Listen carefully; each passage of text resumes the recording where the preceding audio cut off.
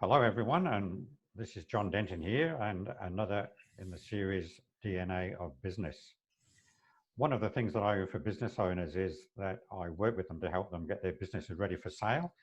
And until recently, I was a business broker as well and could help them sell them.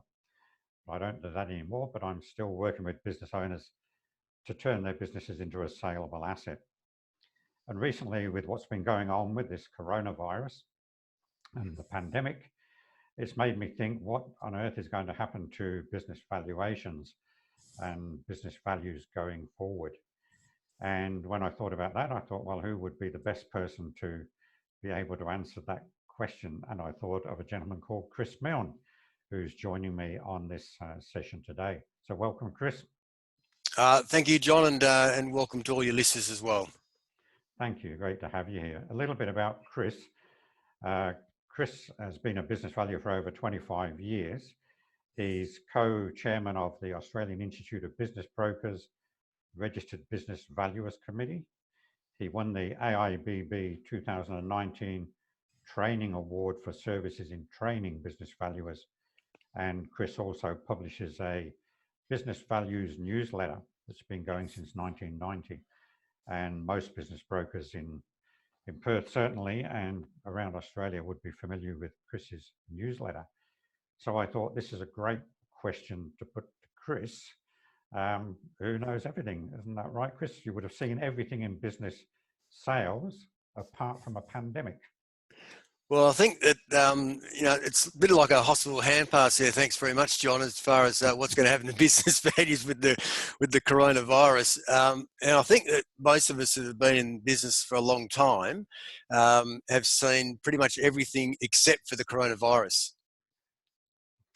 That's absolutely right. And of course, the way we value businesses is it starts with the financials.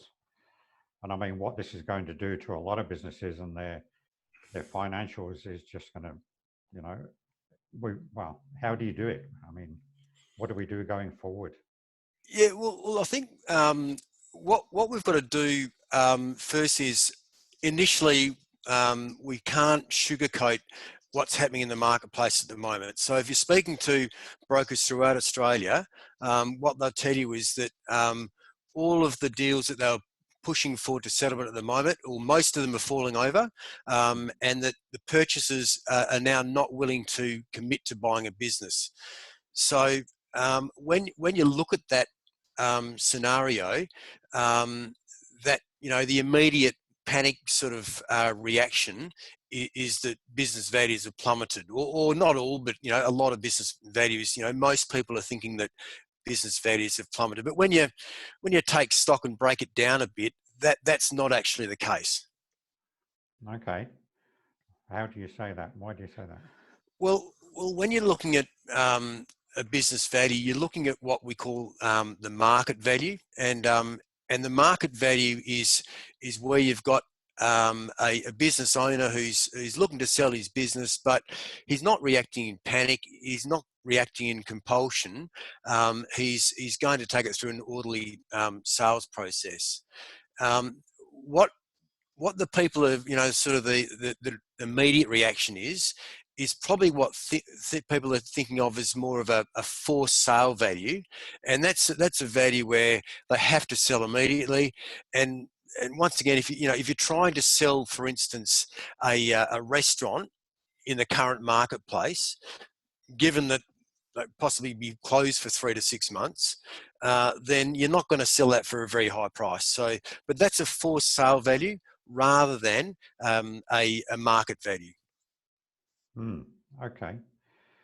I mean, the interesting thing is that there are businesses that are going the other way as well, that there's spiking at the moment just because they're into toilet rolls or whatever it might be that's in demand. So it's an interesting situation.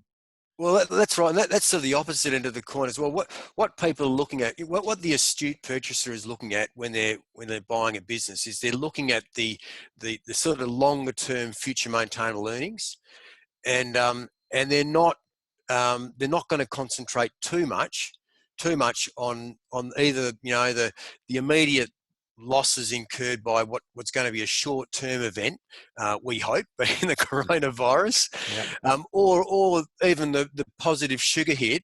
I mean, I've valued a business this week where their March turnover is triple what it was in March compared to March of last year, and that's a business that's benefiting from the current situation. But once again, purchasers aren't going to look at that in terms of the long-term future maintainable earnings. Yeah. Okay. So I guess what you're saying is that going forward, the buyers and the brokers, when we're looking at the financials and working out what that maintainable net profit is, it's a question of ironing out the big dip or the big spike in the figures. Is that right? Yeah, that's right. And you know, I speak to brokers that are selling these businesses weekly, if not daily, and some of the better brokers around the place have actually been saying to their clients, well, fair enough, I understand you don't want to sell your business now, and fair enough, I understand that the purchasers, you know, they don't want to commit to purchasing right now. But what they're saying to the business owners is that it's really important for this period of time to keep a diary of how the coronavirus has affected you. So when did it start affecting the business? What has the effect been? When did you have to close up, for instance, and then eventually what time are you going to open? And also keep really good financial records of that, because this is going to be a story that, you know, I'm going to have to tell as a valuer, and it's easier for me to tell as a valuer if there's good records to show what that impact was. And that's something we can sort of virtually excise from the story of the business in terms of its future maintainable earnings, if good records are kept. Yeah, and that's something I encourage all business owners to do all the time normally. But it's quite often a weak spot in quite a few businesses that the records aren't up to date. I mean, now keeping your financials up to date is absolutely, well, more vital than ever. Yeah, So, no, sure, absolutely is, yeah. so the accountants have got a role to play in this as well. I think some of the accountants are pretty busy. That's what I'm hearing around town. Yeah, I think the accountants are busy for a lot of reasons. You know, one is helping their business owners sort of with their financial situation to you know, move through the next 3 or 6 months or however long that period is, and making sure that they're well placed with as best as possible with cash flows, etc.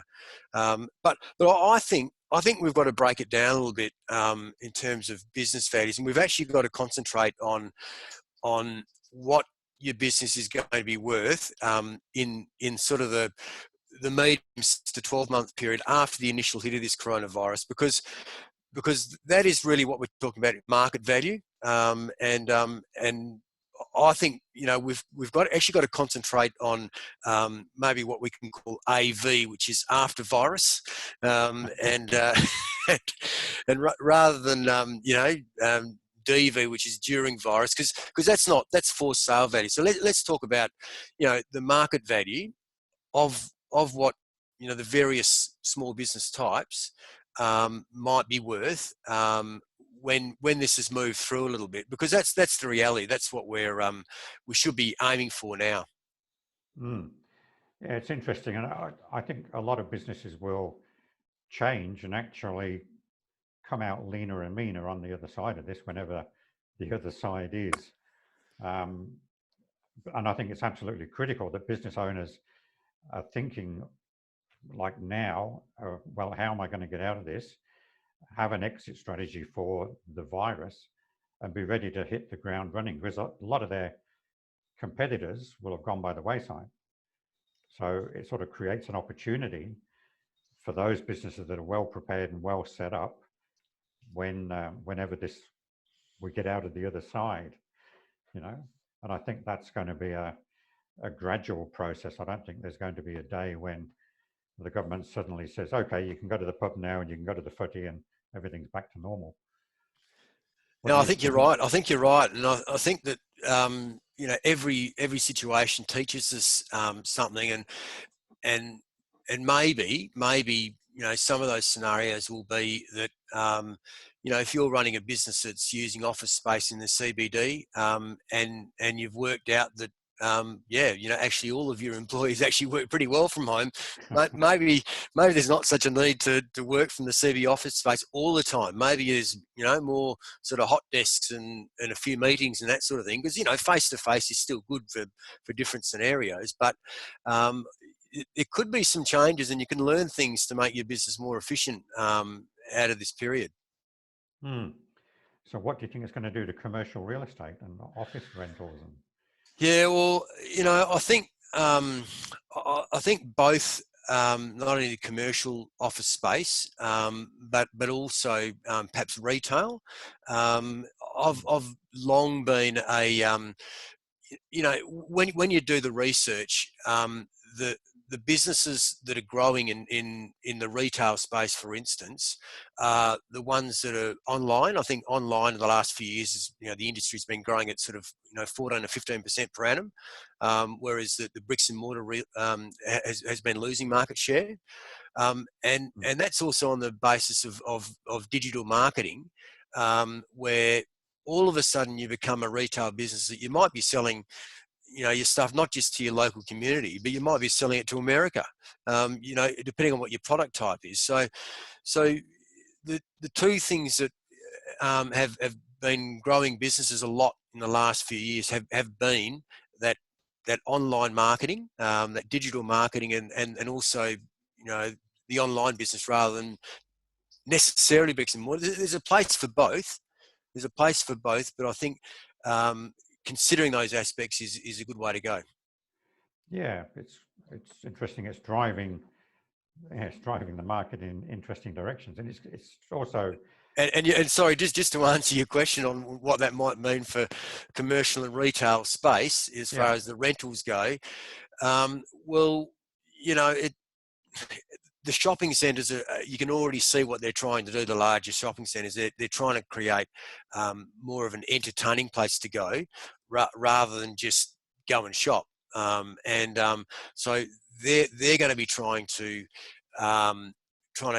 keep their market share by adding to that shopping experience.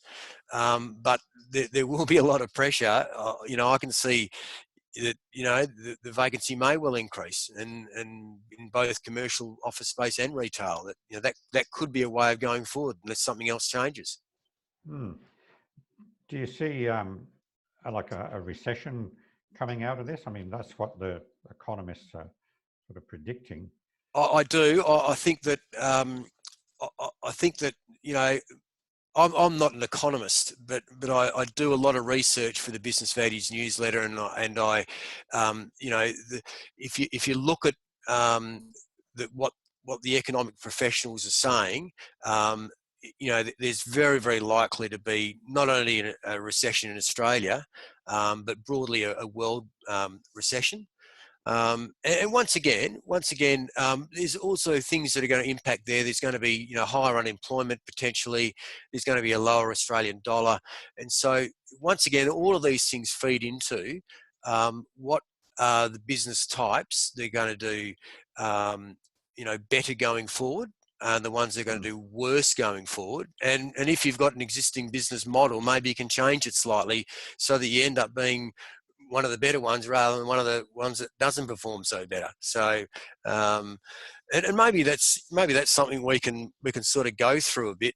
Have a look at maybe business types after coronavirus that are going to maybe outperform, and ones that are going to hold okay, and then ones that are going to perhaps have values going down. Sure. So, give us some clues if we were looking for something post the virus. Well, I think assuming that the economy's, there's an argument that the economy in Australia has in many ways been in a recession for a couple of years now anyway.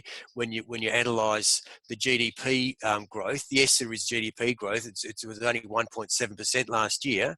But you actually analyse that on a per capita basis, what you find is that the growth is all being based on because there's more people coming to Australia. It's a population growth, either by birth or by people coming to Australia, rather than actual GDP per capita, which has gone down.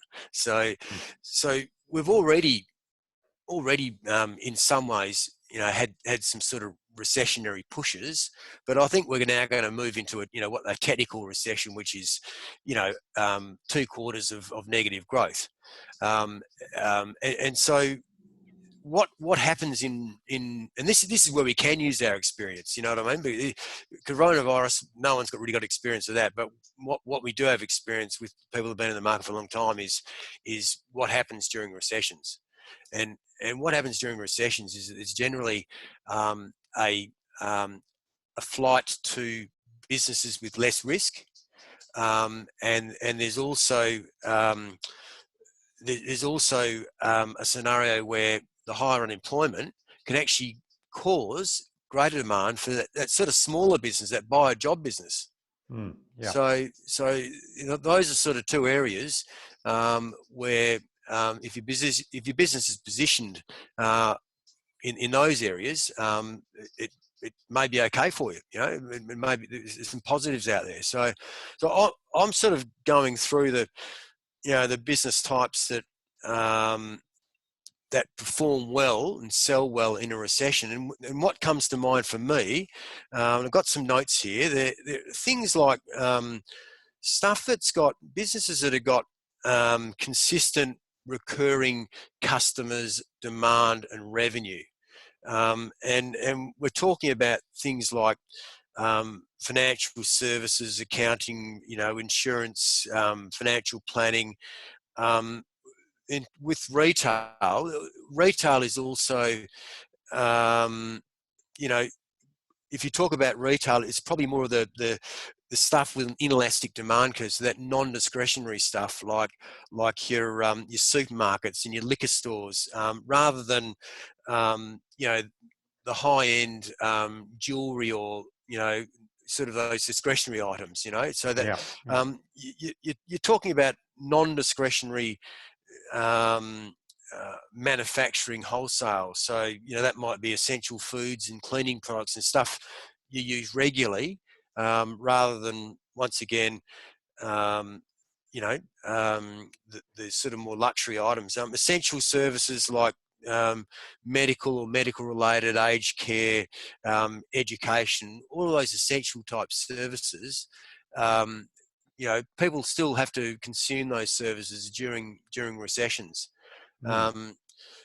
And then there's what we talked about before, which is this growing industry scenario, and that really things like your online retail, online wholesale, technology businesses, and environmental and solar type businesses. All of those business types have been growing market share, and probably will continue to do so. Or at least outperform the market in terms of business value. Yeah. Yeah. Yeah. One of my favorite business models, and I often use this as an example, is the subscription model, which has become very popular. Sure. Like the Nespresso pods. They sell the machine or give the machine away very cheaply, but then you've got to keep buying the pods to make your coffee, or even printers on a computer. It's the printer's cheap, but you have to keep buying the cartridges. And my favorite one of all is the Dollar Shave Club. And I don't know if you're familiar. Dollar Shave Club. I haven't heard of that. That's an absolutely, they've been, I think, there's some good articles on the internet you can read, but they were a startup, I think in 2012, something like that. And the guy got this idea to help a friend out who had accumulated or bought a whole stack of razor blades. And so they started selling these razor blades by subscription for $1. And anyway, I signed up for them some years ago. And what happens is that every 2 months, I get a pack of razor blades through the mail. So I don't have to go out shopping for them. They cost me not very much compared to the ones you buy in a supermarket. And so you get, with your first lot, you get your handle, and then you get your regular, it can be monthly or bi-monthly. And since then, they've started doing shaving creams and things like that.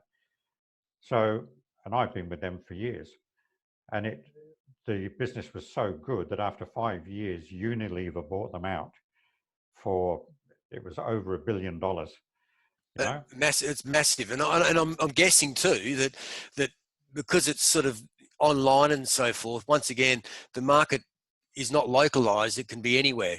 exactly. Yep, they're in the US. Everything comes through the post. It's just that convenience thing.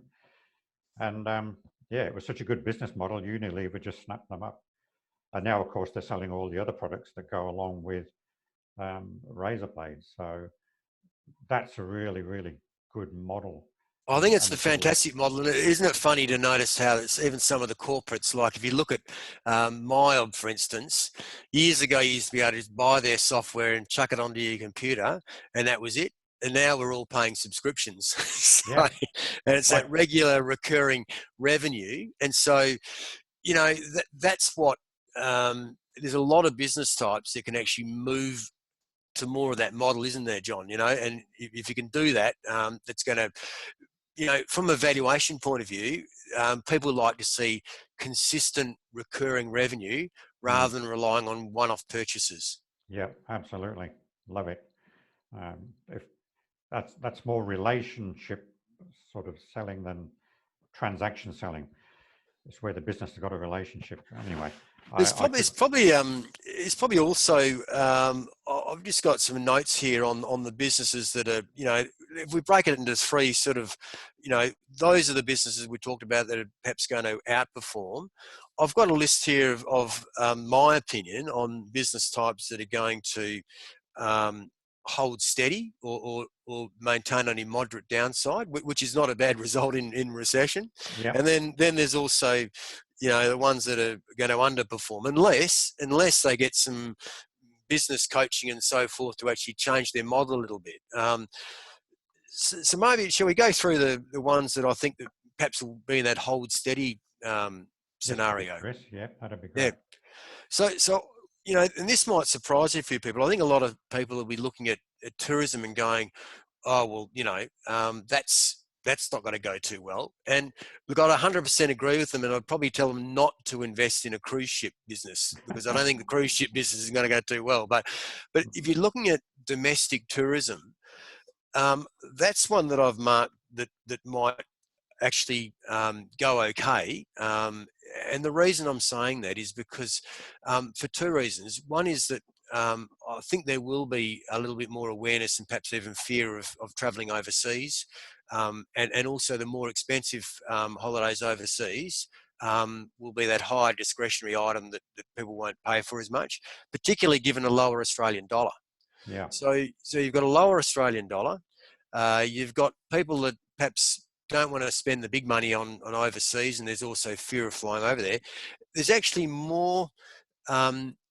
Actually more outbound tourists in Australia than there is inbound from overseas.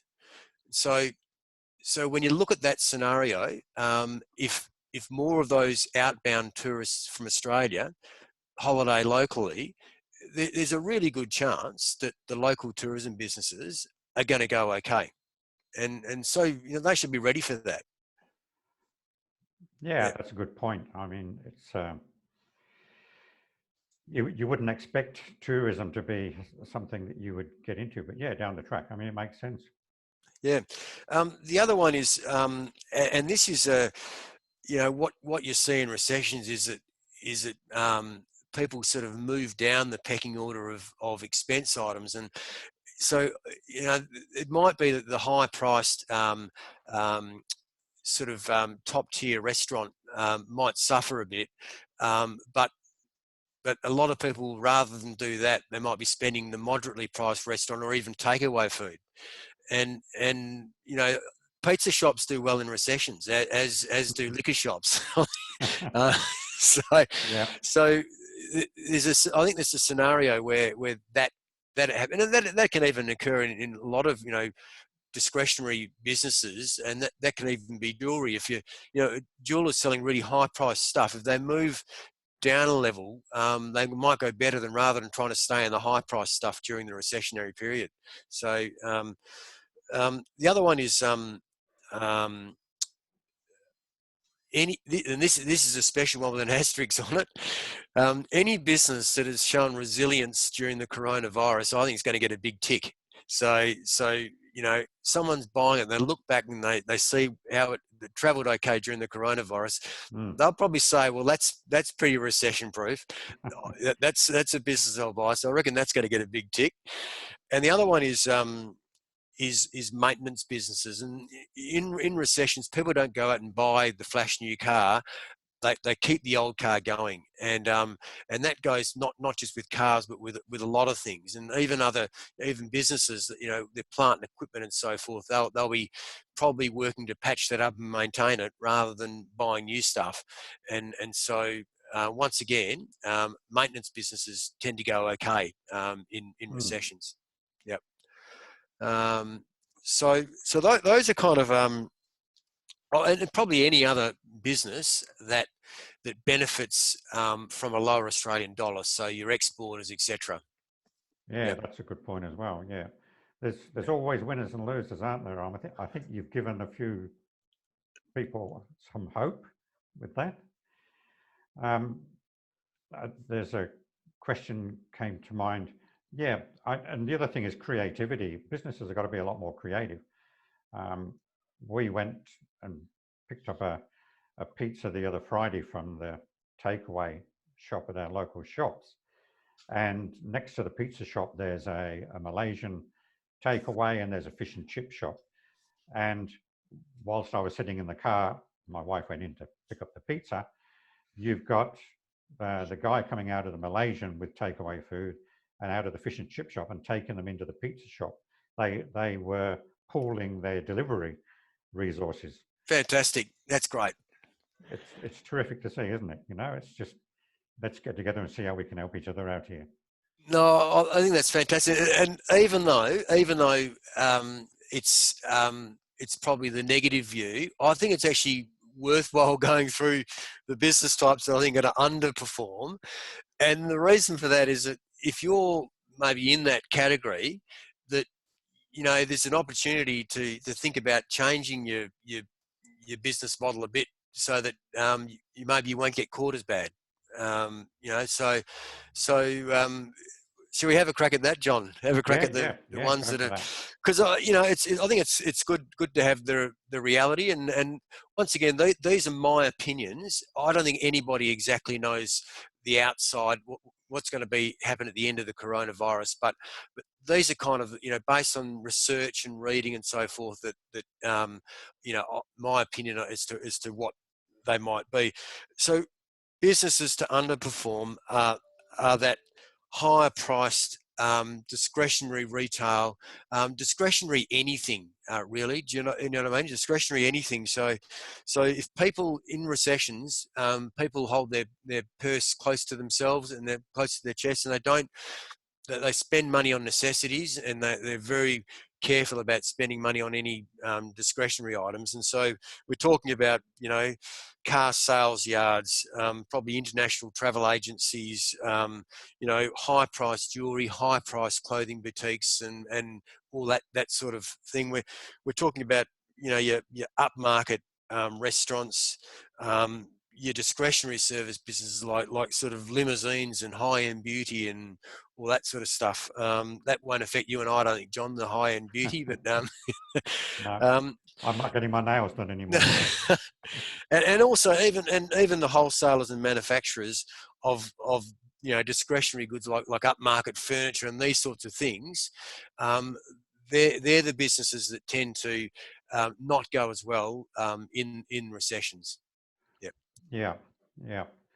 It all makes good sense, Chris. It may not all be good news, but at least it makes good sense.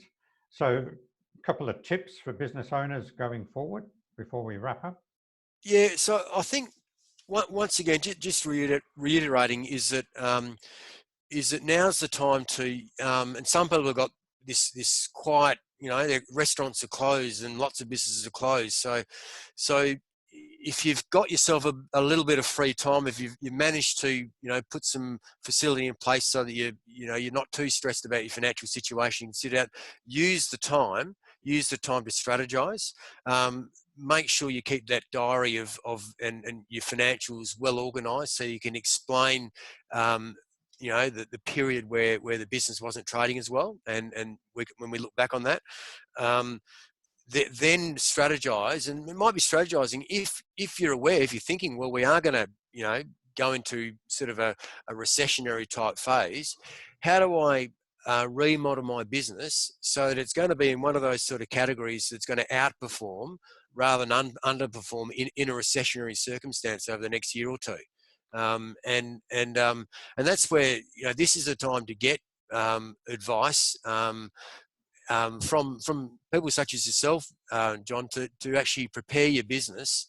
If you're going to go and put your business on the market, if you're thinking about doing that in a year's time or even 2 years' time, you've got to make sure that you actually go and engage with the person who's going to help you prepare your business for the market, and your business broker. You've got to engage with them early to get your business prepared. And that might also mean, based on advice you get from those people, do I have to change my business model a little bit to make it more digestible by the market? So I think that's the key. Don't sit back and worry and don't change anything. Use the time strategically. So you wouldn't advise any business owners to be closing their business down for 2 or 3 months and then expecting to come out in good shape at the other end? Well, I mean, there's going to be forced closures with restaurants and that sort of thing. But I think you've got to be thinking, well, when it does come time to open up, we're going to have to maybe do a little bit of a marketing spike, to yes, we're open again, yes, we're trading again, so get back in the market, and don't, as I say, don't put yourself in the forced sale position. That's the forced sale. You don't want that forced sale value on your return when you sell your business. What you want is the market value, and that's that market value. Once the world's turned to normal again, you can show that the normal trading of your business and the future maintainable earnings is this, and let's get a fair value for your business, a fair market value, rather than fall into the trap of getting that forced sale value. Yeah. All good advice, Chris. We've got to wrap up now. How can people get in contact with you if they got any questions or want a bit more information? So probably the best way is if you Google Jarrett Business Valuations and our website, www.jarrett.com.au. You can get onto the website and you can look at our services, including our Business Values newsletter, which is we've got about 400 subscribers, which are industry people, or you can call me directly on 0458 888 005. Beautiful. And that's Jarrett, spelled J for Juliet, AROT. That's it. .com.au, yeah. And I'll put this up with the audio and the video anyway, so people can find you. In a little while and on a regular basis, I run business ready for sale workshops to help business owners understand the business sale process, the valuation process, and how to tune their business up to make it more valuable and more saleable. And in fact, Chris, you're going to come onto that for me on the next one and give a little talk about the valuations and things on there. So thank you for that. And if sure, and if I could just also offer, John, that the next Business Values newsletter that I do, which is due out at the end of April, I will, for your listeners, make a free copy of that available. So I'll make that available to you, John, so you can send out a free copy. A lot of the sort of the principles we've discussed today, but also a bit more of the facts and figures and research behind that will be in that article in that Business Values newsletter. So we'll make that available as well. Fantastic. That's great, Chris. And if you want to find out when you can get into one of my workshops, which now, of course, is done online and it's in 2 parts. You can either do part 1, part 2, or both. Just go to johndenton.com.au and then go to workshops, and you'll find when the next one's coming up. I used to say when the next one's coming up in your area, but now I don't care where you are because it's all virtual. All right, so thank you very much, Chris. It's been great chatting to you and great insights as always. And yeah, I look forward to doing this again in the future. Very good. Thanks, John. Okay, bye for now, Chris. Right.